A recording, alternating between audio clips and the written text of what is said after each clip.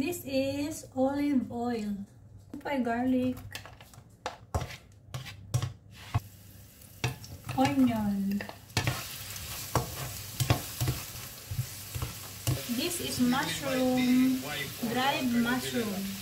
And it was a nalaman na natin kung saan This is carrots. But anyway, Mr. Chair, na ano pong ilang beses pa? Doon pa rin yun, no? Sa specialist. Sa PCS. Okay. So, yung pa rin tao na yun. Yes, sir. Si Sergeant. Thank you. Ito po ay pinagpakuluan ko po ng manok. So, lagyan natin ng konting sabaw para lumambot po yung carrot.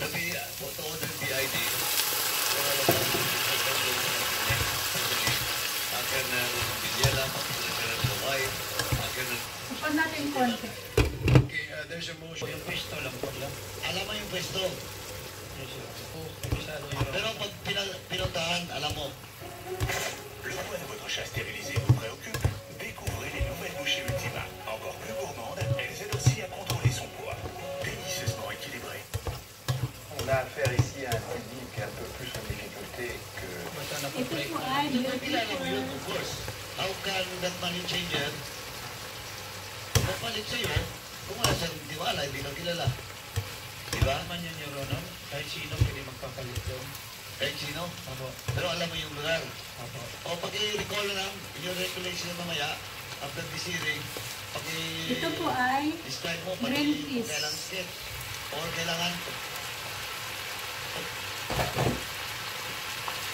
at yung lugar, papunta na lugar para may turo niya. Yung first na pagpapalit mo, doon din. Sa lugar na yun. Pareho lang po. Pareho lang. Pareho lang.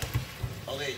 Now, Mr. Chairman, before I end 97, Ito po ay palabok noodles. malabo, in fact, a lot of class 96 and 97 naman yung rin po have been served, promoted, and in fact, sila rin po, but you also the class.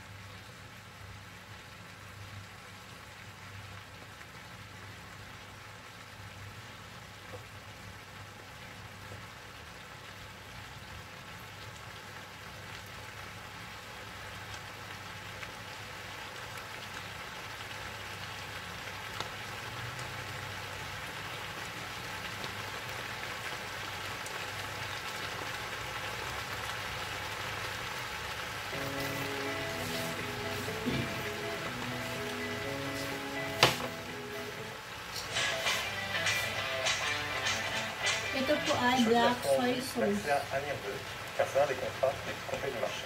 En plus de vous donner accès à une grande variété d'investissements, il est accessible dès 100 €. Et tout ça pour des frais annuels de gestion au plus bas. En ce moment, j'ai... Ito po ay oyster sauce. Oyster sauce.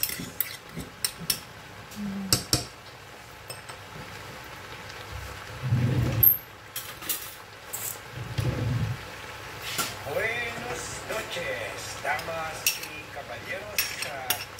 Finally, after series of meetings, sandali,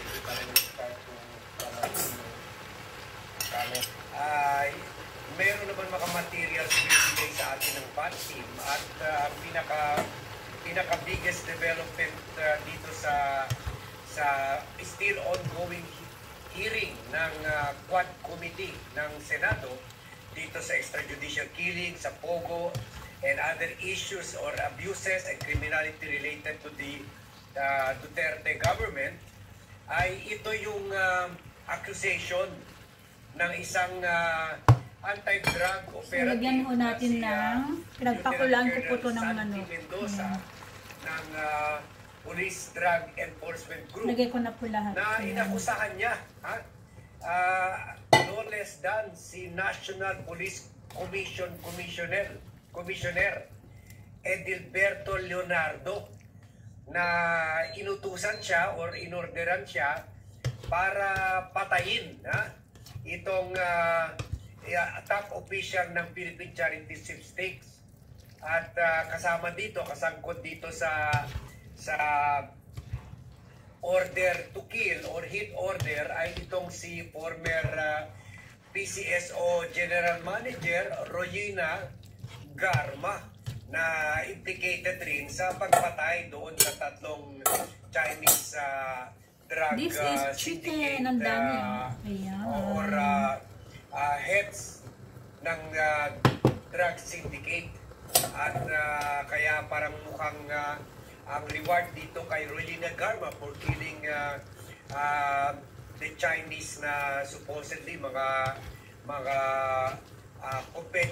competitor o rival sa syndicate ng mga Duterte ay inawardan siya ng top position sa PCSO. Kaso lang, nung nandun siya, either on her own or may blessing sa Malacanang under the Duterte administration o baka may nakikinabang sa Malacanang. Well, allegedly, she also went on to control itong si Garma. She also went on to take control of the STL operations all over the country. So, napunta na rin siya sa illegal gambling. Kaso lang, meron siyang isang opisyal na itong si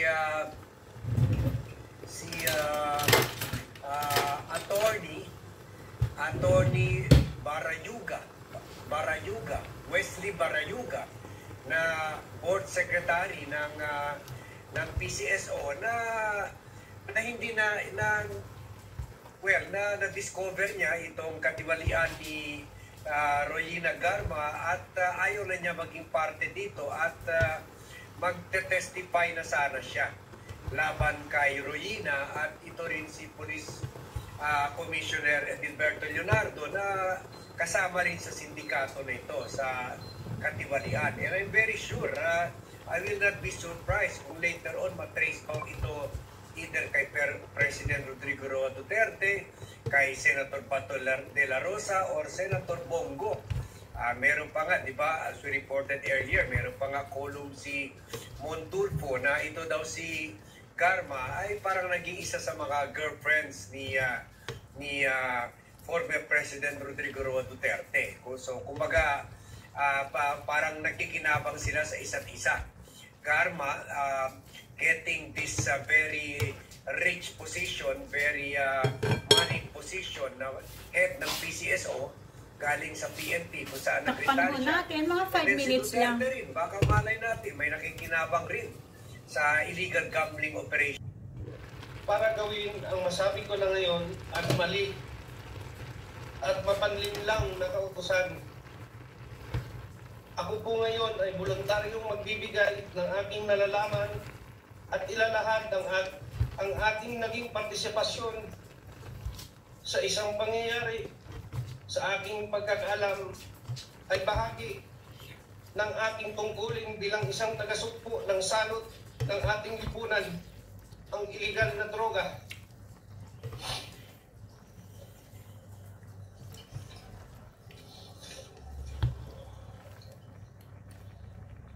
Ngunit ako po ay nalinlang at napaniwala ang ibinigay na tasking sa akin ay makakatulong laban sa droga. Kasi medyo ito matigas pala pa po. sasagawa ng operasyon dahil nag-issue na si Ma'am Garma ng isang service vehicle para gamitin ni Wesley Barayuga at binigay sa akin ang description at plate number ng sasakyan. Sinabi niya na maaari na namin tirahin si Wesley Barayuga pagkatapos niyang lumabas sa gusali. Ipinasa ko ang lahat ng impormasyong ito kay Nelson Mariano. Matapos na matagumpay na naisagawa ang operasyon, ipinaalam sa akin ni Police Colonel Leonardo na si Ma'am Garma ay nagbigay ng 300,000 bilang kabayaran para sa aming trabaho. detox sa aking middleman na si Nelson Mariano. At nang magkita kami ni Nelson, inabot niya sa akin ng halagang 40,000 bilang aking bahagi sa kabayaran. Tikman na natin, guys. Ang salaysay na ito Yummy. upang patunayan ang katotohanan ng mga nabanggit O, diba? na Ito po pangyayari yung kaugnay sa pagpatay kay Wesley Barayuga palabok na ko. isinagawa Ito sa po yung ilalim ng palabok utos at pansit ko. direktiba Ayan. nila Police Colonel Edelberto Tikman na Lina. lang. Bukod dito, ginawa ko ang pahayag na ito ng pusa. Tikman na natin.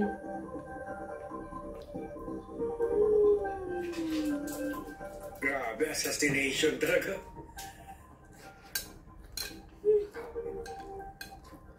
Kwan talaga, oh. Hit. Santi, ito ba yung sasalaysay mo? Ito ba yung sasalaysay mo? Nakita namin sa video? Opo, Your Honor. Thank you, Mr. Chairman. Yan. So guys, yan na ang klaro na